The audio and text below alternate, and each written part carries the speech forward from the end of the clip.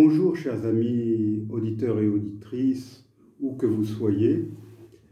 Je suis heureux de vous retrouver, Hervé Choseville à l'antenne. Je suis heureux de vous retrouver pour notre rendez-vous hebdomadaire Panorama Info. Aujourd'hui, je vais à nouveau parler de Kizito Mihigo, cet artiste rwandais dont j'ai déjà parlé à plusieurs reprises. Pourquoi est-ce que je veux parler de lui aujourd'hui? Parce que son livre posthume vient de sortir. Le livre s'intitule « Rwanda, embrasser la réconciliation ». Et il est sous-titré « Pour vivre en paix et mourir heureux ».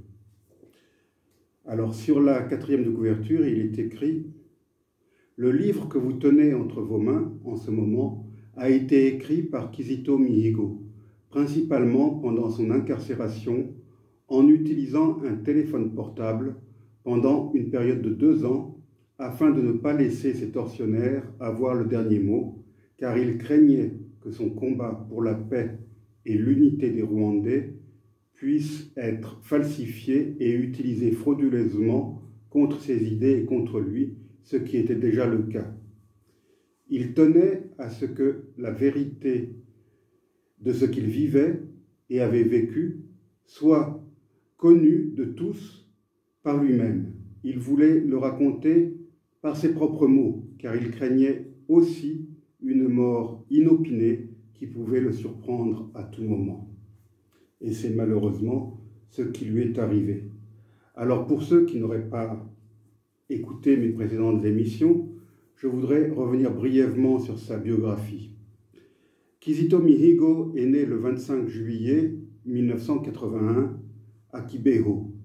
Alors Kibeho, ce n'est pas un endroit anodin.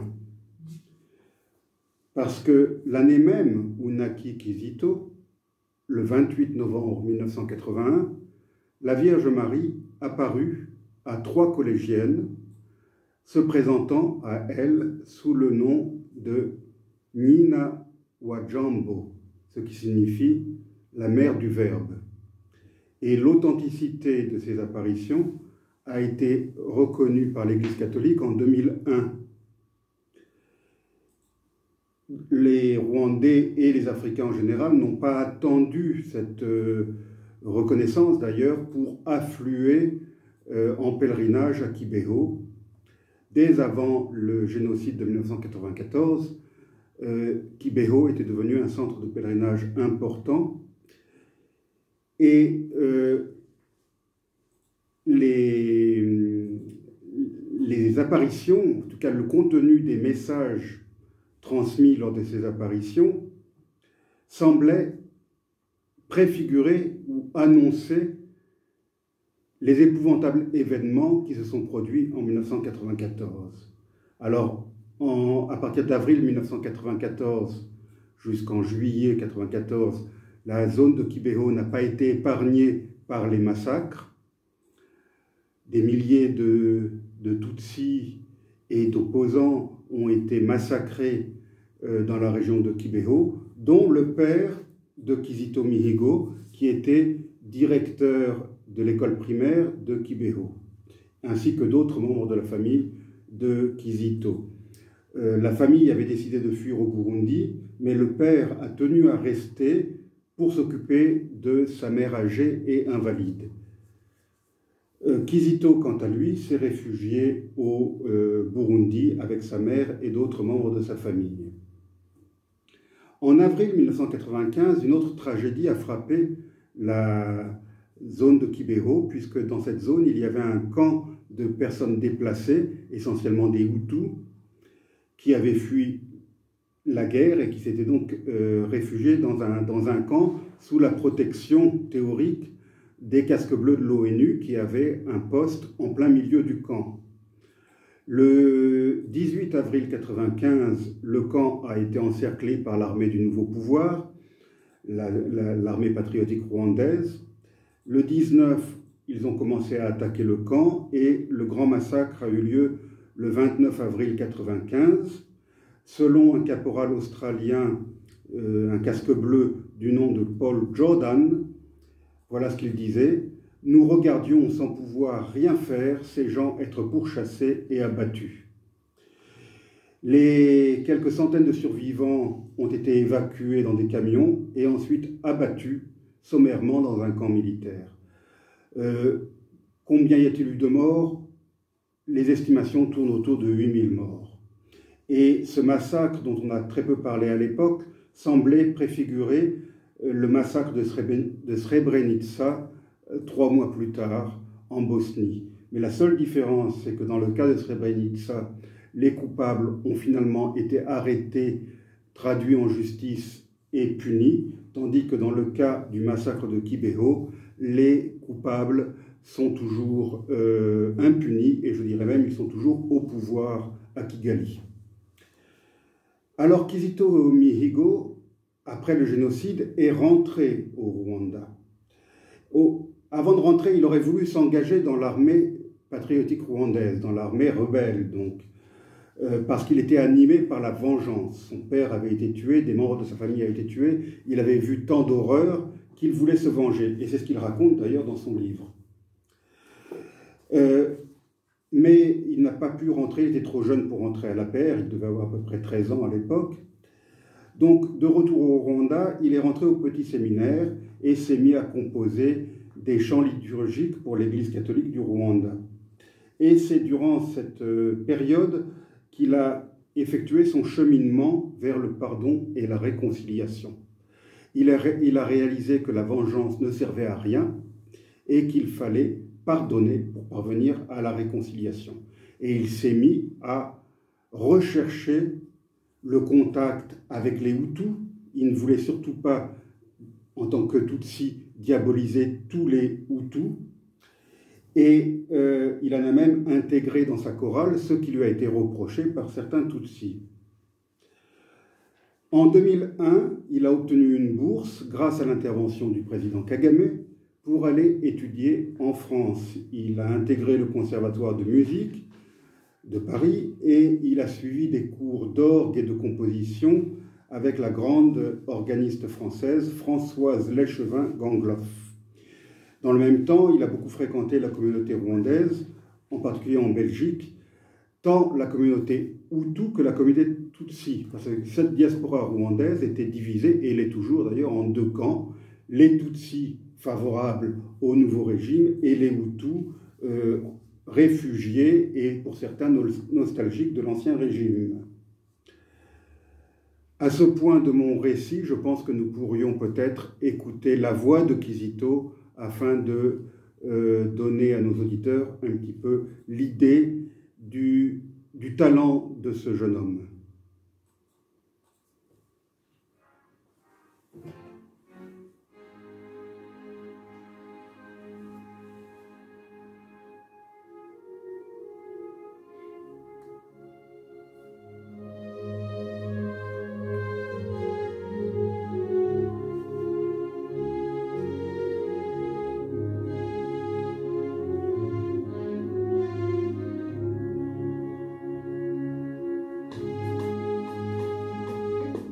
cya gihe cyo kwibuka kigeze banyarwanda nimundeke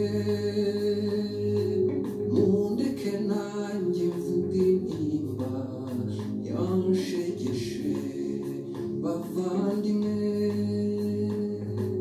maze iminsi numva bavuga ngo bafite ipfunwe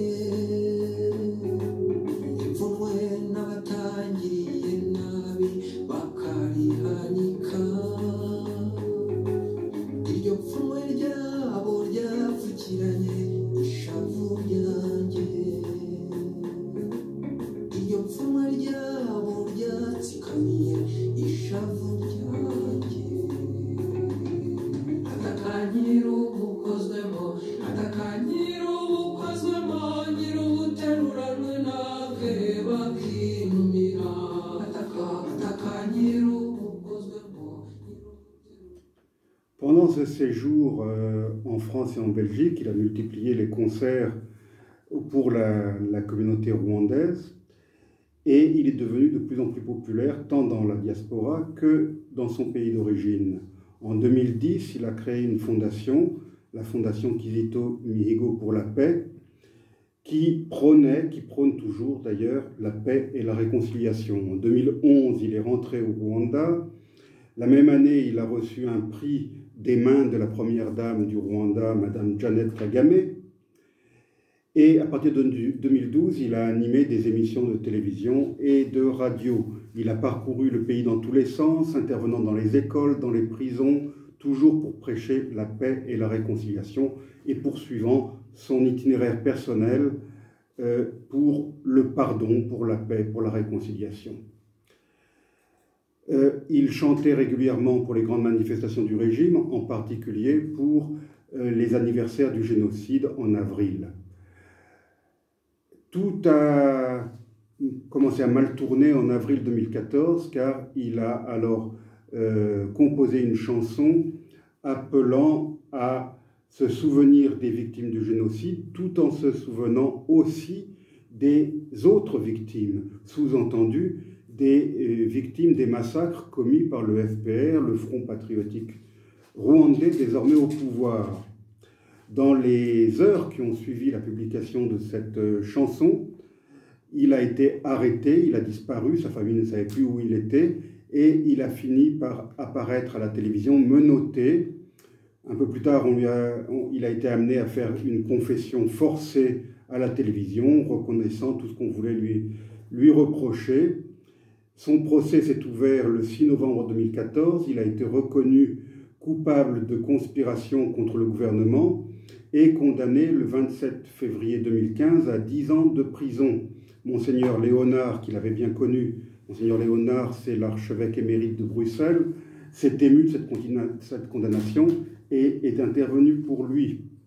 Il a fini par être gracié par le président de la République, M. Paul Kagame, le 14 septembre 2018, mais cette grâce était en fait une fausse grâce, car il a été condamné à une sorte de, je dirais, de mort civile, puisqu'il ne pouvait plus faire de concerts, il ne pouvait plus mener les activités de sa fondation, il s'est réfugié dans l'enseignement de la musique auprès des jeunes, mais sa carrière d'artiste était terminée, et en même temps, il n'avait pas l'autorisation de quitter le pays. Alors, c'est là que moi, personnellement, en 2018, j'ai écrit et publié ce livre, Rwanda, 25 années de mensonges, dans lequel je raconte l'histoire de Kizito et que j'avais tenu à dédier à deux personnes, deux Rwandais, un Tutsi, une Hutu. Le Tutsi n'était autre que Kizito Mihigo.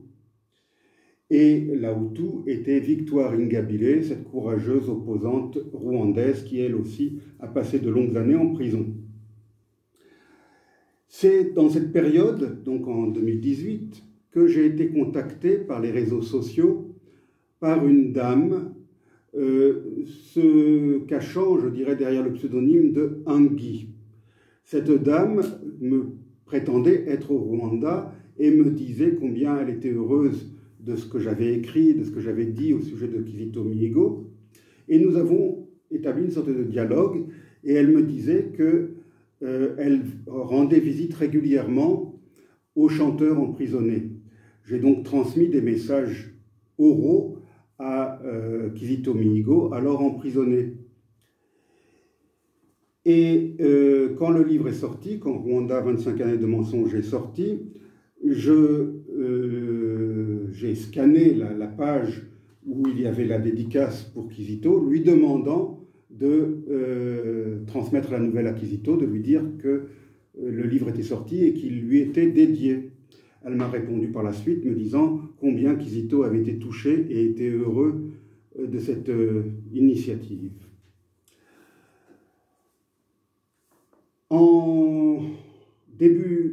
Lorsqu'il a été libéré, j'ai délibérément évité de le contacter directement, parce que je savais la situation au Rwanda et je ne voulais surtout pas le mettre en danger. Donc je n'ai pas tenté de lui parler, que ce soit au téléphone ou par les réseaux sociaux.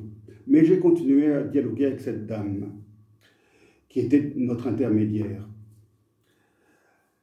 Le 13 février 2020, Kizito Mihigo a à nouveau été arrêté alors qu'il tentait de traverser la frontière burundaise pour aller se réfugier sans doute en Europe. Le 16 février, donc 3 jours plus tard, il a été retrouvé mort dans sa cellule de la police à Kigali. Et la police de Kigali a publié un communiqué confirmant sa mort par suicide. Il se serait suicidé avec ses draps le 17 février 2020. La seule chose qui est étonnante dans cette affaire, c'est que dans les prisons rwandaises, on ne fournit pas de draps. Et que, connaissant Kizito et sa foi chrétienne, il est évident qu'il ne s'est pas suicidé. D'ailleurs, j'ai reçu des photos de son cadavre ensanglanté. Il était clair qu'il a été torturé, battu, et qu'il a été donc assassiné en prison. Alors, en lisant ce livre qui est paru après sa mort, j'ai découvert que la fameuse Anguille qui communiquait avec moi, en fait, n'existait pas. Et que Anguille, c'était Kizito lui-même, ce que j'ignorais. Parce qu'il avait réussi à emprunter un téléphone d'un co-détenu, sur le téléphone sur lequel il a écrit ce livre. Dès qu'un chapitre était rédigé, il l'envoyait par Internet à un correspondant à l'extérieur du Rwanda. Et petit à petit, la totalité du manuscrit est sortie avant sa mort. Et donc, dans ce livre, j'ai découvert que Anguille n'était autre que Kizito, qu'il avait créé avec ce téléphone un faux profil Facebook qui lui permettait de communiquer avec l'extérieur, dont avec moi, chose que j'ignorais. Alors naturellement, maintenant j'ai beaucoup de regrets de ne pas avoir développé davantage ma communication avec lui, surtout si j'avais su comment ça allait se terminer, j'aurais certainement cherché à mieux communiquer avec lui et peut-être, pourquoi pas, à essayer de l'aider pour arriver à ce qu'il puisse sortir du Rwanda et continuer son travail à l'extérieur du pays, puisqu'il ne pouvait plus le faire à l'intérieur du pays. Peut-être que pour terminer, je pourrais lire quelques phrases de sa préface. Lorsque je fus jeté en prison au mois d'avril 2014 par le régime totalitaire Tutsi du FPR, soit exactement 20 ans après la mort de mon père assassiné par le régime extrémiste Hutu du MRND, j'ai commencé à expérimenter pleinement ce que j'avais toujours enseigné à mes compatriotes rwandais après le génocide de 1994, dont je suis rescapé. Dans la prison centrale de Kigali où je suis détenu en ce moment, j'embrasse la réconciliation et enfin je trouve la paix profonde. Par mes chansons et mes témoignages à travers tout le pays et dans la communauté rwandaise vivant à l'étranger, j'ai passé toute ma jeunesse à tenter d'expliquer que sans arriver à la réconciliation en passant par le pardon, on ne peut jamais connaître la paix après le génocide. Cette vérité s'applique aussi bien sur la vie du pays que sur la vie de chaque individu rwandais. Cela s'est vraiment démontré dans ma vie. Après le génocide anti-Tutsi de 1994, j'ai d'abord perdu, comme beaucoup de Rwandais rescapés, le goût de la vie. J'étais constamment révolté contre moi-même, contre la société, contre le bon sens, contre l'Église et contre Dieu. Je développais une haine aveugle envers tous ceux qui portent le nom de Hutu. Et je croyais que la paix de mon âme viendrait de la vengeance la plus sanglante, la plus cruelle possible. Mon Dieu, heureusement que tu m'as prouvé le contraire. Aujourd'hui, je suis heureux d'avoir compris et de témoigner que la paix vient d'un cœur miséricordieux qui pardonne et se réconcilie. La vengeance, elle, engendre la haine et la violence sans fin.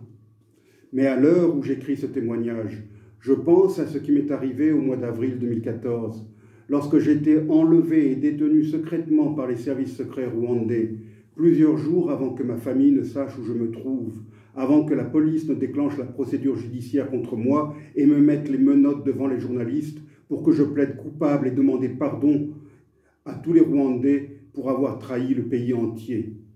En fait, à la seconde où j'écris ces mots, je ne sais pas si un jour je sortirai vivant de cette prison, ou si le pouvoir politique en place décidera d'en finir un jour en m'assassinant avant que je purge entièrement la peine de 10 ans à laquelle j'ai été condamné par la justice du régime pour conspiration contre le gouvernement et le président de la République.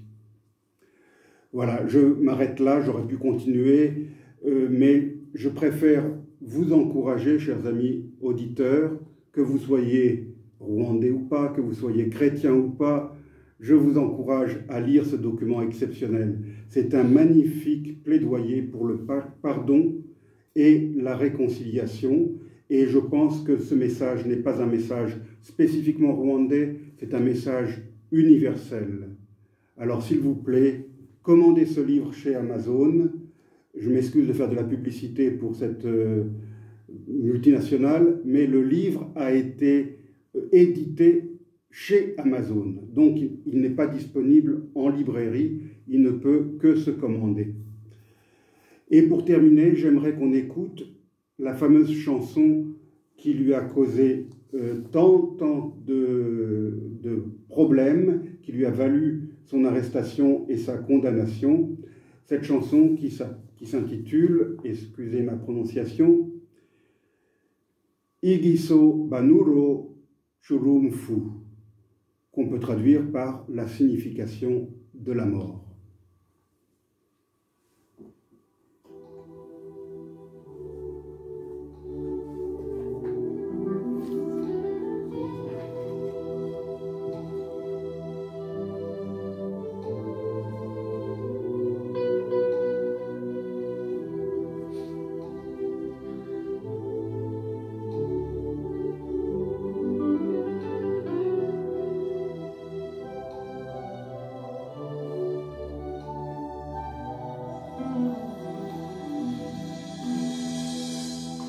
urupfu nicyo kibi kiruta ibindi, urupfu nicyo kibi kiruta ibindi, ariko rutubera inzira igana ikiza kiruta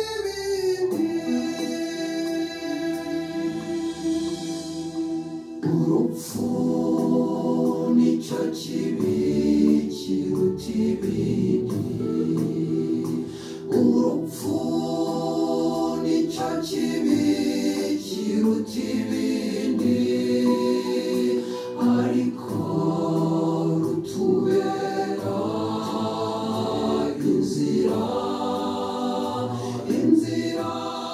igana ikiza kiruta